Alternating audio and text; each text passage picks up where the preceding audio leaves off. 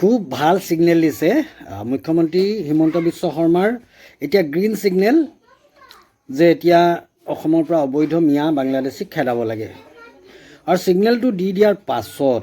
এতিয়াতো জাতীয় সংগঠনবিলাক একদম জাঙুৰ খাই উঠিছে সিগনেল পাই গৈছে মই এটা কথা বুজি পোৱা নাই এই মুখ্যমন্ত্ৰী হিমন্ত বিশ্ব শৰ্মাই জুবিন গাৰ্গৰ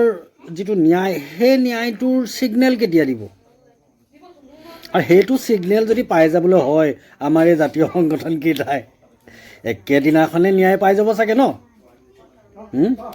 আপোনালোকৰ যিবিলাক নীতি আৰু আদৰ্শ খুব ধুনীয়া এটা জাতীয় সংগঠনৰ নীতি আৰু আদৰ্শ বৰ ভাল পাইছোঁ আমি মুখ্যমন্ত্ৰীৰ নিৰ্দেশত অবৈধ বাংলাদেশী আপোনালোকে বিচাৰি ফুৰিছে আমিও সহযোগিতা কৰিম আপোনালোকক হাতে হাত ধৰি আমি আগবঢ়াই লৈ যাম ক'ৰবাত যদি অবৈধ বাংলাদেশী আছে কিন্তু এটা কথা মনত ৰাখিব যে অবৈধ বাংলাদেশী বিচাৰিবলৈ যাওঁতে যদি বৈধ ভাৰতীয় নাগৰিকৰ পিঠিত যদি কোপ পৰিবলৈ হয় একদম স্পষ্ট কথা কৈ দিছোঁ কাৰ পিঠিত ক'ত কোপ পৰি যাব তেতিয়া সেইটো আকৌ আপোনালোকে চাই ল'ব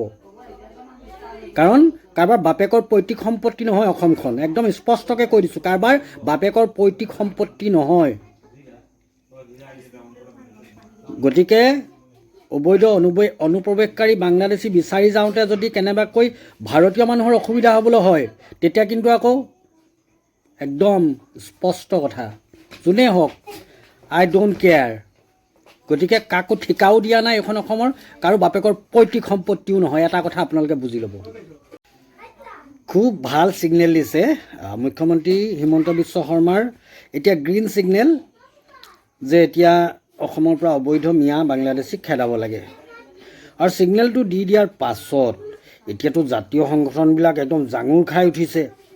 সিগনেল পাই গৈছে মই এটা কথা বুজি পোৱা নাই এই মুখ্যমন্ত্ৰী হিমন্ত বিশ্ব শৰ্মাই জুবিন গাৰ্গৰ যিটো ন্যায় সেই ন্যায়টোৰ সিগনেল কেতিয়া দিব আৰু সেইটো সিগনেল যদি পাই যাবলৈ হয় আমাৰ এই জাতীয় সংগঠন কেইটাই একেদিনাখনে ন্যায় পাই যাব চাগে ন আপোনালোকৰ যিবিলাক নীতি আৰু আদৰ্শ খুব ধুনীয়া এটা জাতীয় সংগঠনৰ নীতি আৰু আদৰ্শ বৰ ভাল পাইছোঁ আমি মুখ্যমন্ত্ৰীৰ নিৰ্দেশত অবৈধ বাংলাদেশী আপোনালোকে বিচাৰি ফুৰিছে আমিও সহযোগিতা কৰিম আপোনালোকক হাতে হাত ধৰি আমি আগবঢ়াই লৈ যাম ক'ৰবাত যদি অবৈধ বাংলাদেশী আছে কিন্তু এটা কথা মনত ৰাখিব যে অবৈধ বাংলাদেশী বিচাৰিবলৈ যাওঁতে যদি বৈধ ভাৰতীয় নাগৰিকৰ পিঠিত যদি কোপ পৰিবলৈ হয় একদম স্পষ্ট কথা কৈ দিছোঁ কাৰ পিঠিত ক'ত কোপ পৰি যাব তেতিয়া সেইটো আকৌ আপোনালোকে চাই ল'ব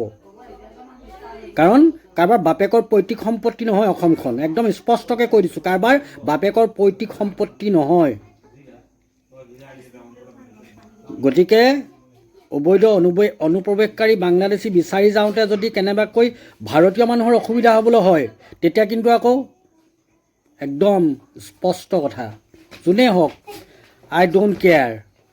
গতিকে কাকো ঠিকাও দিয়া নাই এখন অসমৰ কাৰো বাপেকৰ পৈতৃক সম্পত্তিও নহয় এটা কথা আপোনালোকে বুজি ল'ব